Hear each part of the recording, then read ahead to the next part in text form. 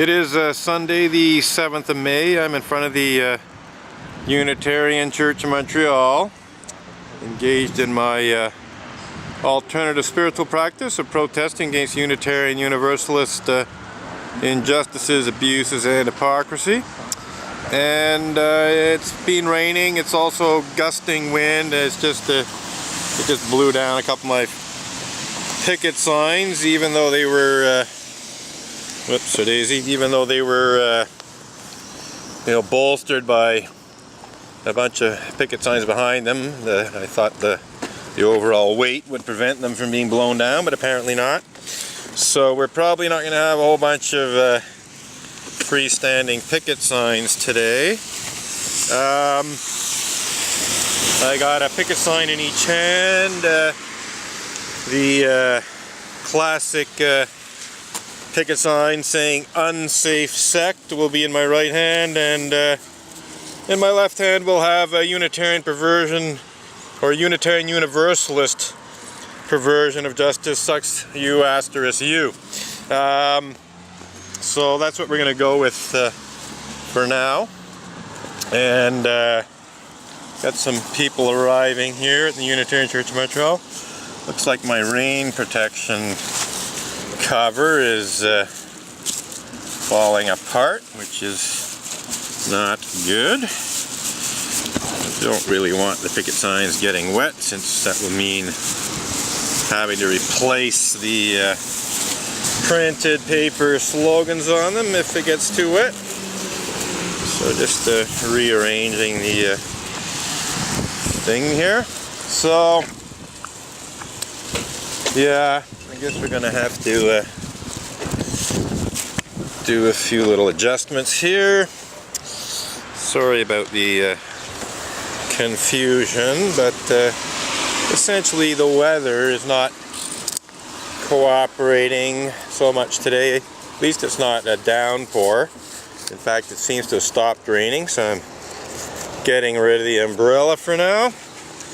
And we'll just circulate with a picket sign in each hand and just one freestanding picket sign which says Atheist Unitarian Universalists, also known as UUs, are accusing me of blasphemy, which is true.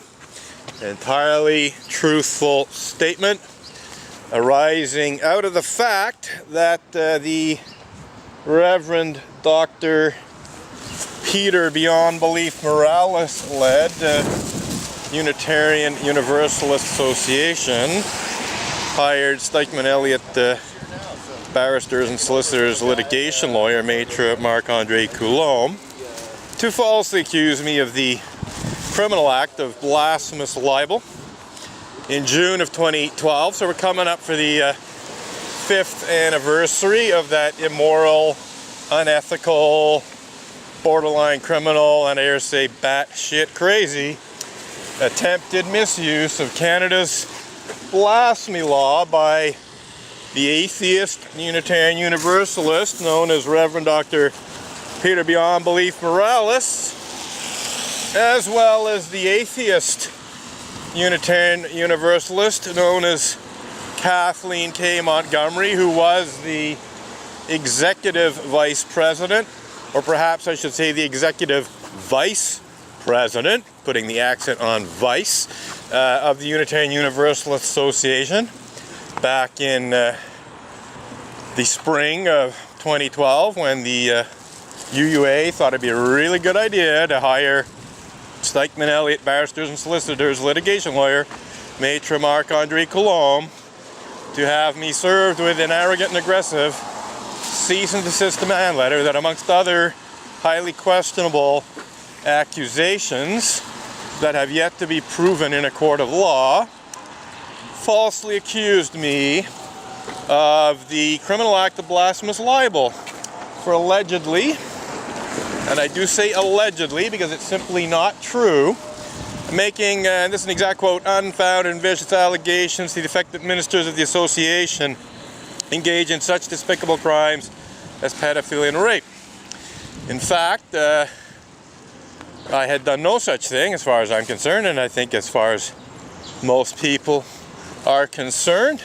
I had indeed blogged about some cases where Unitarian Universalists, including the Unitarian Universalist minister known as Reverend Mac Wallace Mitchell, had been charged, tried, and convicted of committing such despicable crimes as pedophilia and or rape. So unfortunately for Maitre Colombe and the Unitarian Universalist Association, my blog posts were by no means unfounded, nor were they particularly vicious, really.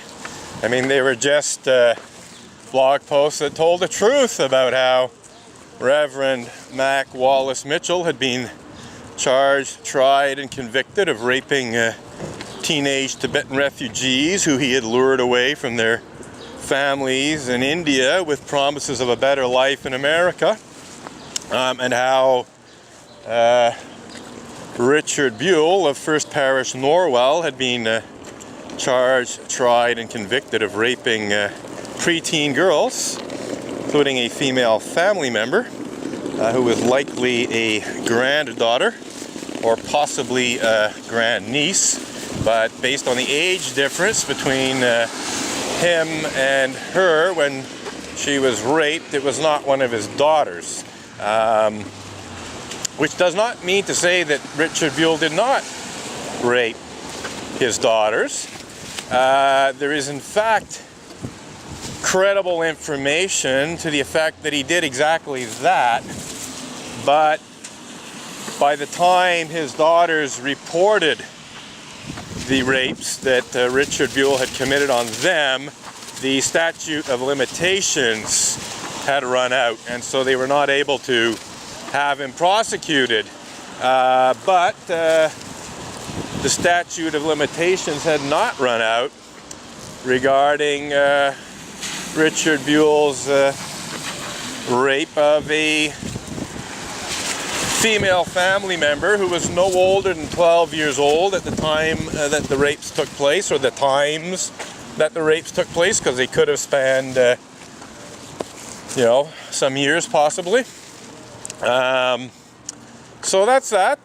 Basically, I blogged about 2 cases of what Maitre Marc-André Coulombe describes as such despicable crimes as pedophilia and rape.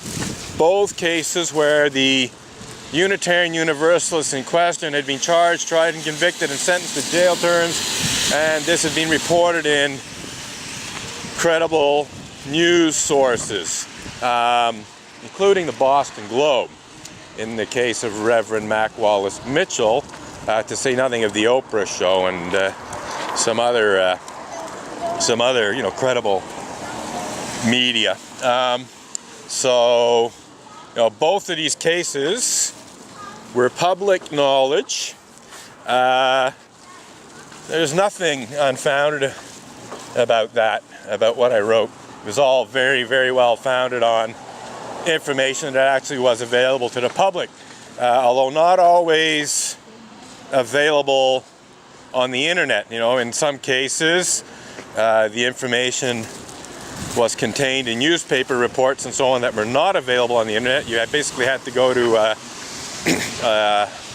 databases which were available online, but not on the publicly available internet. You basically had to go to academic sources and so on, which I did. So that's that. Basically, here I stand in the 21st century, falsely accused of the archaic criminal act of blasphemous libel. That is blasphemy, just a fancy word of saying blasphemy, fancy phrase, I guess, 2-word phrase, meaning blasphemy. And apparently I'm somehow blaspheming against the Unitarian Universalist religious community by blogging about a few of their pedophiles and rapists. And, I really mean a few. I mean 2. You know, prior to June of 2012, I had not blogged about any other Unitarian Universalist alleged or actual pedophiles or rapists. I knew about various other cases, but I wanted to be on very solid ground in what I was blogging about. I didn't want Unitarian Universalists accusing me of slander and libel and so on, just ordinary slander and libel. You know, I wanted to be very, very truthful and have solid evidence supporting my claims so that nobody could try and pretend I was, you know, slandering or libeling Unitarian Universalists. And so what do? They don't just accuse me of ordinary run-of-the-mill civil libel, which, you know, if they went ahead with that would result in a lawsuit against me. No, they actually threatened to have me charged with the criminal act of blasphemous libel, which in fact was a huge, huge legal error on the part of not just the Unitarian Universalist Association Stikeman Elliott lawyer, but the Unitarian Universalist Association itself. I have very reasonable grounds to believe that what happened is that the Unitarian Universalist Association itself you know, looked to see if Canada had a blasphemy law that could be used against me, or instructed their lawyer to look into whether or not Canada had a blasphemy law that could be used against me. In other words, I don't think this was an initiative on the part of Maître Marc-André Coulombe himself initially. It's possible, but I think it's far more likely that Kathleen K. Montgomery, the executive vice president of the Unitarian Universalist Association, who had in 2010 signed on to an amicus brief, which essentially said that all blasphemy laws are unconstitutional, and thus was very well aware of blasphemy laws. Being who she is, being an incredibly cynical and hypocritical Unitarian Universalist who has been involved in Unitarian Universalist cover-up and denial of clergy sexual abuse for decades. In fact, apparently going right back to the time when Reverend Mac Wallace Mitchell was accused of rape in the first place, back in the early 90s. I think, you know, that's my theory. I think, you know, because the Unitarian Universalist Association signed on to an amicus brief that arose out of a case of a person in Pennsylvania being charged under Pennsylvania's blasphemy law, and the UUA and others opposing this, which is the tradition of Unitarian Universalists to do, to oppose blasphemy laws. I believe that in a very, very cynical move, being aware of this Pennsylvania blasphemy law, Kathleen K. Montgomery thought it'd be a really good idea to threaten me with being charged under Canada's blasphemy law, even though besides Unitarian Universalism having a centuries-old tradition of opposing blasphemy laws, that, you know, approximately 2 years prior to having me accused of blasphemous libel, the UUA had clearly stated that it believed that all blasphemy laws were unconstitutional. Well, I guess they were thinking only in terms of the US Constitution. I guess they maybe didn't realize that Canada had a thing called the Canadian Charter of Rights and Freedoms and had a constitution itself, you know, but it's just outrageous hypocrisy and cynicism in any case for the Unitarian Universalist Association to accuse anyone of any form of blasphemy for any reason whatsoever, but it's especially egregious for the Unitarian Universalist Association to falsely accuse yours truly of blasphemous libel in an effort to conceal such despicable crimes as pedophilia and rape committed by certain Unitarian Universalist ministers. And that term, certain Unitarian Universalist ministers, arises out of, it's a direct quote from the second demand letter that Maitre Marc-André Coulombe had me served with just over 4 years and 11 months ago. I mean, the 1st of May of 2017, May Day 2017, it was 4 years and 11 months since I was first informed of the Unitarian Universalist Association's blasphemous libel accusation against me in an email that arrived in my email inbox on Friday, June 1st of 2012, sent by Maitre Coulombe, which contained the first 2-page cease and desist demand letter that accused me of, amongst other things, blasphemous libel.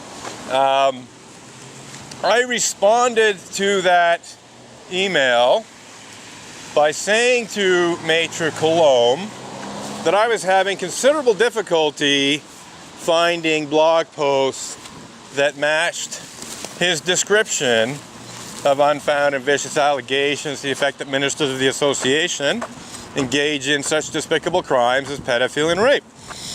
Because as far as I was concerned, my blog posts were not unfounded. And not particularly vicious either, really. So in other words, there were no unfounded and vicious allegations to the effect that